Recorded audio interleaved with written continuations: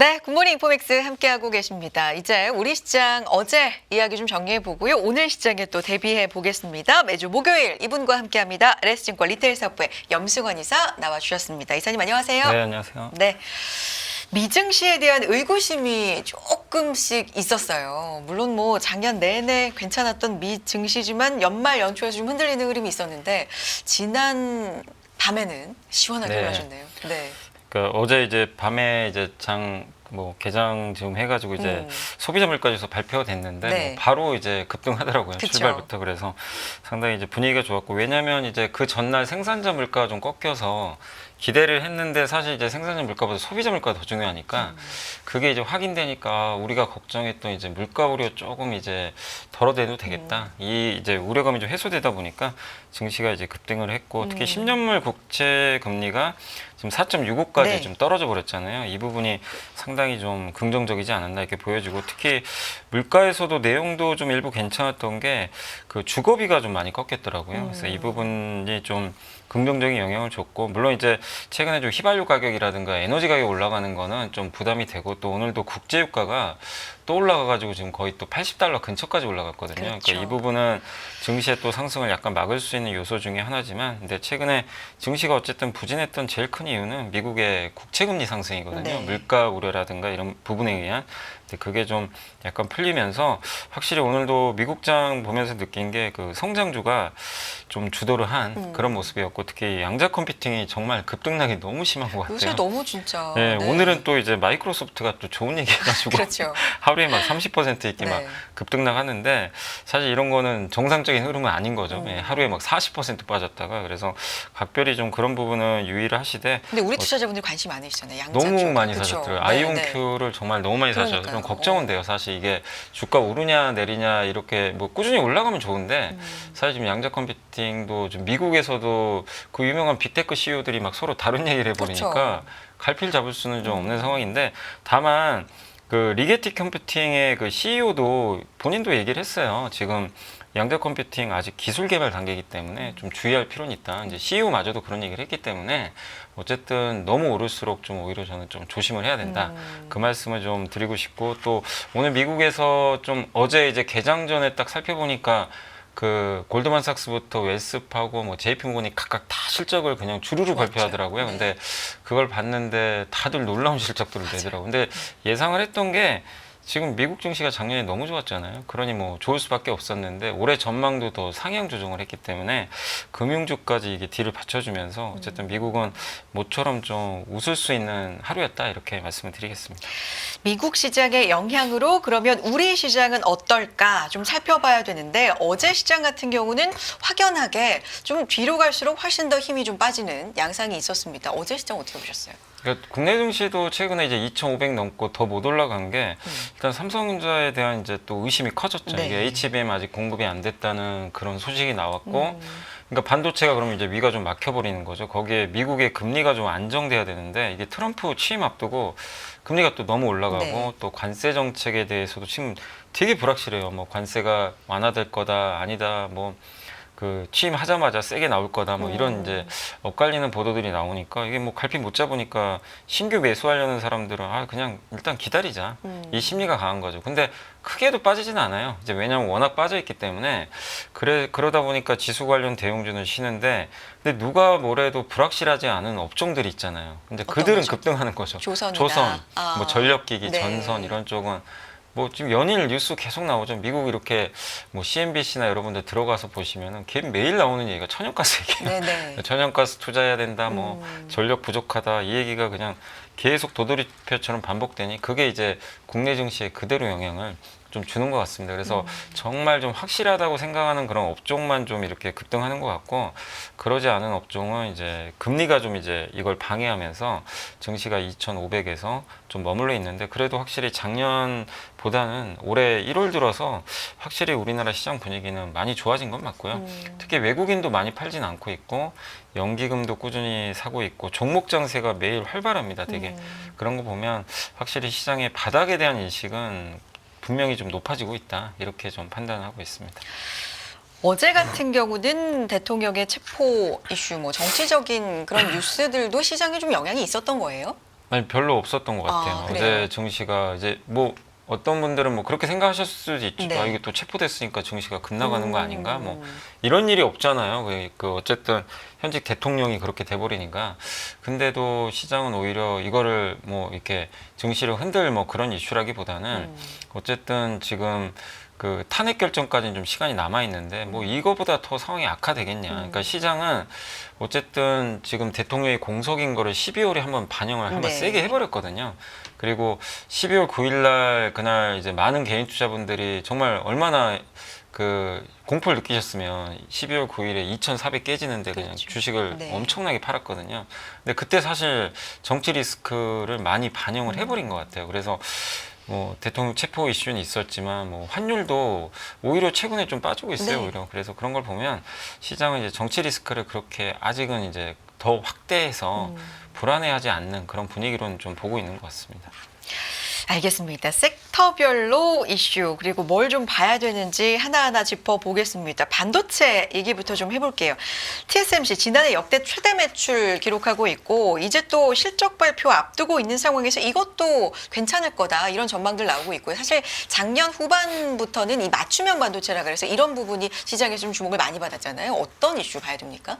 그러니까 이제 대만에는 그러니까 이게 참 그런 것 같아요. 좀 네. 느낌이 좀 그런 게 뭐냐면 우리나라에도 그런 기업이 있긴 있는데 그 연예인 걱정 안 하잖아요. 그러니까 아. TSMC도 사실 실적 걱정하는 분은 제가 거의 본 적이 없고. 연예인 걱정하는 네. 거 아니다라는 말처럼. 근데 약간 비슷한 사업하는 네. 회사 중에 하나가 삼성바이오로직스도 그냥 매 분기 항상 좋은 실적을 내기 때문에 항상 이제 모범생 이미지가 좀 있는 부분인데 올해도 실적이 좀 좋지 않을까 이런 전망들이 지금 잘 나오고 있는데 다만 이제 이거를 우리가 모르는 건 아니기 때문에 네. 주가가 뭐 파워풀하게 오르기는 좀 쉽진 않을 거로 저는 보고 있고 다만 이제 최근에 또 블랙엘 발열 이슈가 또 나오고 있고 그러다 보니까 이게 그 엔비디아가 좀 중요할 것 같아요. TSMC의 최대 고객이 어쨌든 엔비디아니까. 근데 엔비디아 지금 매출 전망이나 이런 게 일부 애널리스트들 이렇게 뉴스를 보면은 좀 하향 조정을 조금씩은 하더라고요. 근데 그런 부분들이 TSMC의 좀 상승을 조금 막을 수 있는 하단은 뭐 그렇게 뭐 밑이 뚫리거나 그럴 가능성은 높지는 않은데 왜냐하면 오늘도 이제 뭐 실적 발표를 또 할 텐데 네. 그때 이제 작년에 매출이 한 29.4% 증가를 했었거든요. 근데 올해도 지금 골드만삭스에서 나온 내용을 보면 올해도 한 26.8% 성장할 것 같다. 이렇게 이제 전망을 하고 있어요. 그러니까 20% 이상을 매년 성장하는 것도 대단한 일이거든요. 그러니까 그렇게 보면 하단은 되게 단단할 것 같은데 더 높은 성장이 나와야 위가 열리겠죠. 근데 그거는 엔비디아가 좀 결정을 할 것 같아요. 근데 엔비디아가 오늘 주가는 올랐지만 사실 최근 나오는 내용은 엔비디아한테 그렇게 우호적인 내용 별로 없어요. 또 경쟁자도 진입을 하고 있고 또 엔비디아 블랙엘 그 발열 이슈도 어쨌든 자꾸 노이즈가 나온다는 거는 뭔가 문제는 좀 있다는 얘기거든요. 그러니까 그런 것들을 좀 해소할 때까지는 또 시간이 걸리니까 TSMC한테는 그 부분이 조금 약간 부담스러운 부분이 될 수는 있다 이렇게 생각은 하고 있습니다. 엔비디아 실적까지는 근데 이제 2월 말이니까 좀 시간이 네. 남아 있어서 이때까지는 뭘 좀 봐야 될까요? 사실 TSMC 실적에 따라서 우리 업체들 영향은 어떨까? 이런 점도 좀 궁금하고요. 그러니까 TSMC에 연관 있는 기업 중에 이제 대표적인 회사 중에 하나가 거기 이제 파운드리 관련해서 이 그 디자인 하우스라 그러죠. 네. 디자인 하우스가 이제 제조용 설계도로 좀 바꿔주는 회사인데 그게 이제 에이징랜드라는 이제 기업이 있거든요. 그래서 저번에도 막 TSMC 이제 이슈 부각됐을 때 한번 막 폭등을 하더라고요. 그래서 이제 그 회사가 좀 가장 좀 직접적인 좀 관련 기업으로 보시면 되겠고 그리고 또 요즘에는 이제 TSMC랑 하이닉스랑 또 같이 보는 지금 분위기잖아요. 왜냐하면 HBM을 TSMC에 넘겨주고 이제 TSMC가 조립해서 또 하기 때문에 그래서 TSMC가 당연히 잘 나오면 하이닉스 주가에 바로 영향을 좀 줄 수 있다. 또 거기에 반도체 장비라든가 이런 뭐 테스트 소켓이라든가 뭐 검사 장비라든가 이런 걸 공급하는 기업들도 일부 있기 때문에 당연히 TSMC가 잘 돼야 우리나라 또 반도체 밸류체인도 당연히 동반해서 좋을 수가 있다. 이렇게 좀 보고 있고 다만 이거는 삼성 쪽하고는 좀 별개죠. 삼성은 지금 아직 TSMC랑 연결고리가 사실상 없고 어떻게 보면 경쟁 회사인데 지금 TSMC의 앞으로의 그러니까 TSMC의 입장에서는 여전히 지금 분위기는 우호적인데 만약에 삼성이 파운드리에서 너무 잘해버리면 그건 TSMC한테는 또 마이너스고요. 그렇기 때문에 아직은 그런 구도는 아니에요. 근데 어쨌든 삼성전자 주가에 미치는 영향은 어쨌든 TSMC가 뭐 이렇게 실적이 좋게 나와도 좀 제한적일 수밖에 없다. 이렇게 좀 말씀을 드리겠습니다. 하이닉스의 영향이 조금 더 클 네, 클 것이다. 수밖에 연관성이. 없는, 네. 첨단 반도체에 대해서 중국 판매는 안 돼. 이제 이런 결정이 속속 내려지고 이거는 뭐 TSMC만이 아니라 삼성전자도 당연히 영향이 있는 얘기고요. 요거는 네. 어떨까요?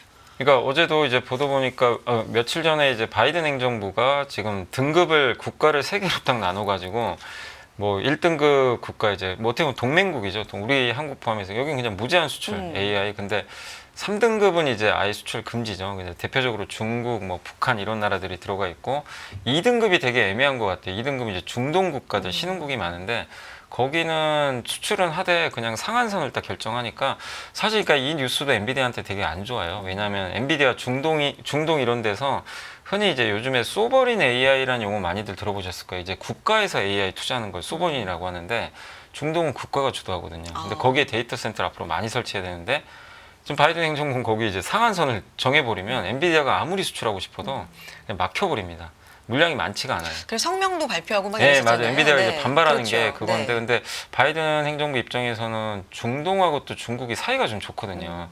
이렇게 우회해서 갈 수도 있다는 거예요. 왜냐하면 화웨이의 TSMC가 이제 이게 우회해서 이게 들어갔다는 그런 이제 얘기가 있었잖아요. 그러다 보니까 어제도 그 뉴스가 또 나오더라고요. TSMC랑 삼성전자에 약간 이제 좀 주의해달라. 왜냐하면 화웨이에 이게 불법적으로 들어오는 게 이게 공개가 되다 보니까 네. 아니 우리가 모르는 통로로 저렇게 중국에 들어가 버리면 화웨이는 미국 입장에서 군사 기업이거든요. 중국에 거기에 들어가는 건 사실은 이제 미국을 위협할 수 있다고 느끼고 있어요. 그렇기 때문에 그런 것들에 대한 이제 위협을 어쨌든 이제 불법적인 통로겠지만 이게 들어간다는 게 확인이 됐기 때문에 뭐 미국 입장에서는 계속해서 삼성과 이 어떻게 보면 TSMC를 계속해서 좀 이제 압박할 수밖에 없는 거죠. 그래서 이런 부분은 약간은 좀 이제 물량이 좀 줄 수 있어서 좀 부담스러울 수 있다 하더라도 근데 이제 반도체에서 중국은 뭐 한국의 최대 경쟁자가 또 될 수도 있기 때문에 미국이 저는 그렇게 규제해 주는 게 단기적으로는 좀 부정적일 수 있어도 중장기적으로는 굉장히 큰 호재라고 보거든요. 미국이 반드시 막아줘야 돼요. 왜냐하면 4년 전인가 5년 전에 그 애플 스마트폰에 여기 최신 스마트폰에 갑자기 그 중국의 그 한 이제 메모리 회사인데 낸드 플래시를 공급한다고 네. 이미 계약까지 했다는 그런 이제 보도가 나와가지고 다들 깜짝 놀랐죠. 아니 뭐 장비도 별로 없는데 하이닉스랑 삼성전자 낸드랑 비슷한 급을 만들어낸 거예요. 그러니까요. 근데 그때 이제 미국에서 뭐라고 했냐면 아직도 제가 그 단어를 기억하는 불장난하지 말라고 애플한테 직접 경고를 했어요. 쓰지 말라고. 그래서 애플은 이제 취소해버렸죠. 그리고 그 아마 이름이 YMTC가 아마 그럴 거예요. 그래서 그 회사는 이제 몰락해버렸죠. 완전히 공급을 아예 못하게 되니까. 그리고 장비도 공급을 못하고. 그래서 당시에는 되게 좀 큰 이슈가 됐었는데 어쨌든 그런 규제를 하니까 낸드 쪽에서 이제 걱정할 게 없어진 거예요. 근데 한편으로는 기술력이 그만큼 네, 올라왔다라는 무서운 거죠. 거니까요. 근데 이걸 한 단계 더 뛰어넘으려면 네. 반드시 첨단 반도체 장비가 있어야 돼요. 근데 그걸 만드는 회사는 미국, 일본, 네덜란드에 있어요. 근데 이들이 지금 공급을 못하게 돼 있기 때문에 그걸 못하고 지금 그래서 쥐어짜잖아요. 자기네들 장비나 옛날 장비 써가지고. 근데 그거는 아무리 해도 이게 한계가 있습니다. 왜냐하면 반도체는 장비 사업이에요. 장비 없으면 할 수가 없어요. 그래서 그 어떤 레벨 이상으로는 좀 갈 수 없다. 이렇게 좀 보시면 좋을 것 같습니다. 알겠습니다. 반도체 얘기를 이제 하는 중이니까 사실 작년에 이제 우리 시장이 워낙에 고전을 할 때 뭐 외국인이 굉장히 매도를 특히 상반기보다는 하반기에 많이 했다라고 네. 할 때 이사님께서도 사실 뜯어보면 외국인이 삼성전자 판 거다 이렇게 말씀해 주셨거든요. 맞아요. 네. 올해 들어서는 지금 흐름이 어때요? 반도체 쪽의 수급이? 올해는 반도체 좀 사고 있어요. 예, 그때 놀랐던 게 그날 그 삼성전자 실적 좀 굉장히 안 좋게 맞아요. 발표한 날 그날 삼성전자 아마 제 주식 수로는 한 500만 주 가까이 산 것 같더라고요. 당일날. 그래서 어쨌든 이제 올해 들어와서 외국인들의 시각이 이제 더 이상 팔지 말자. 약간 이런 시각으로 조금은 이제 바뀌어가는 것 같고 다만 여기서 좀 걱정되는 건 금리가 만약에 미국 국채 금리가 혹시라도 트럼프 정책이 이제 초반부터 너무 세게 나와서 뭐 관세 막 20% 때리고 감세를 막 세게 하고 막 이래버리면 어쨌든 금리 상승 재료거든요. 네. 그럼 이제 국채금리 5% 가면은 다시 다 팔아버릴 수도 있어요. 그러니까 제일 걱정되는 거는 트럼프 정책에 의한 금리가 일시적으로 급등하는 거. 근데 그런 것만 아니면 제가 봤을 땐 미국, 그러니까 외국인들이 국내 증시를 이제 굳이 팔 이유는 별로 없는 것 같다. 네. 작년에 워낙 팔아놨기 때문에. 네. 그래서 저는 좀 최근에 좀 소강 상태지만 외국인들은 그래도 이제 매도 기조는 좀 거의 끝나간 건 아닌가 그렇게 생각은 하고 있습니다. 하나 걸리는 건 이제 트럼프 2기 초반에 드라이브를 굉장히 좀 강하게 네. 걸어서 국채 금리가 다시금 상승하는 그런 요인이 될 경우에 네. 뭐 이런 부분을 좀 유념해야 되겠다라는 것까지 들어봤고요. 유리기판이 참 이슈잖아요. 뭐 삼성, SK, LG가 작심한 꿈의 유리기판이 나온다 이런 네. 얘기 있는데 스토리가 지금 뭡니까?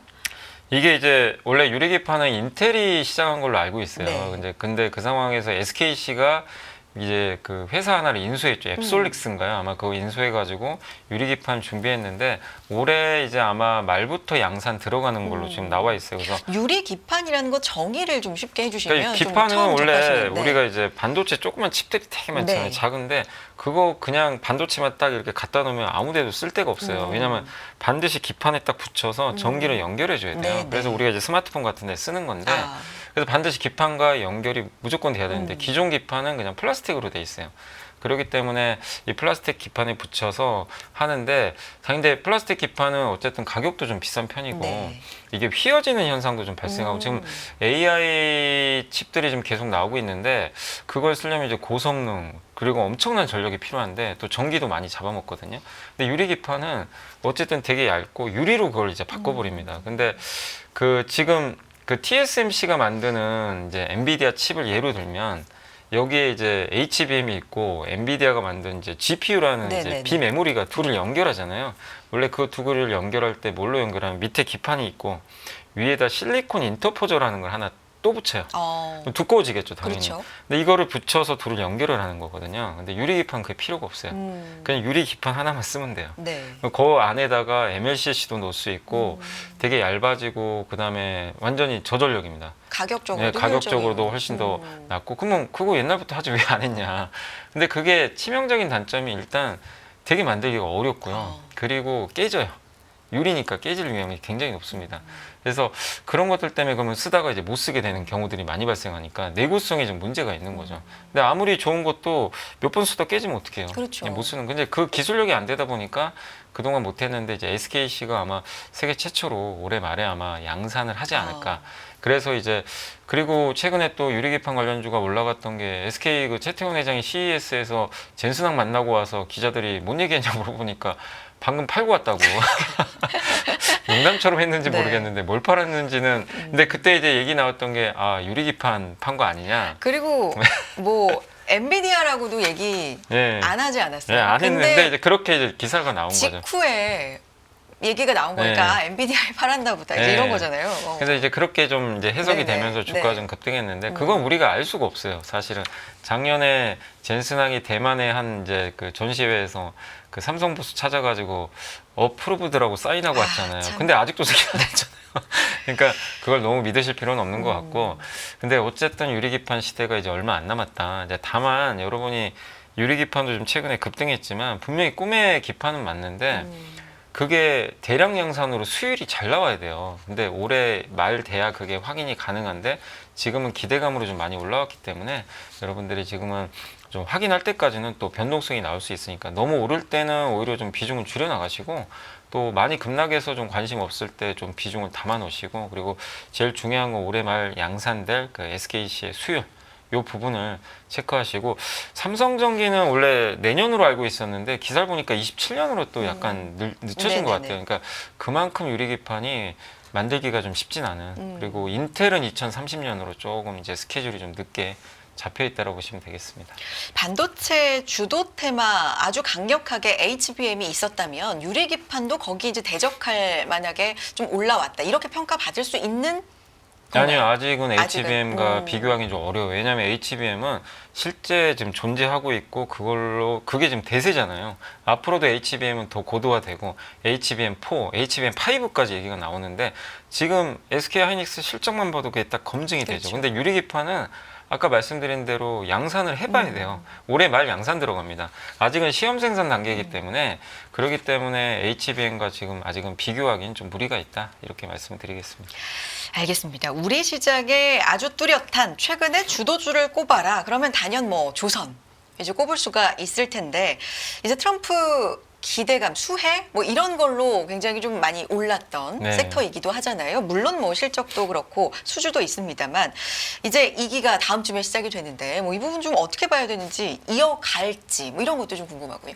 그러니까 조선업종은 이제 두 가지가 너무 좋죠. 왜냐하면 네. 실적이 좋은 거는 이제 내년까지, 올해까지도 실적 좋은 건 담보가 돼 있는 상태인데 여기에 이제 사실 아마 바이든 대통령이 다시 당선이 됐으면 아마 이렇게 오르긴 힘들었을 거예요. 근데 트럼프 정책 자체가 워낙 이제 에너지를 많이 생산을 해서 수출하자. 근데 그 수출이라는 건 배로 수출하거든요. 그러니 중국배를 이용할 것도 아니고 그래서 우리나라한테 이제 수혜를 많이 받지 않겠냐 이런 내용이 나오고 있고 근데 또 방산 관련해서도 당선되자마자 윤석열 대통령한테 전화해가지고 조선업종 조선 필요하다. 얘기부터 했죠. 그러니까 네. 미국이 하고 싶어도 못하는 업종 중에 하나가 조선이에요.